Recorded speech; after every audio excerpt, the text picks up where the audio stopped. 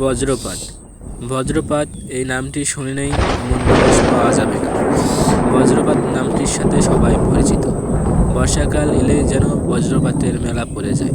এই বজ্রপাতের কারণেই কত যে মানুষ মরে, কত যে প্রাণী মরে, তার কোনো হিসেব নেই। বর্তমানে বাংলাদেশে বর্ষাকাল।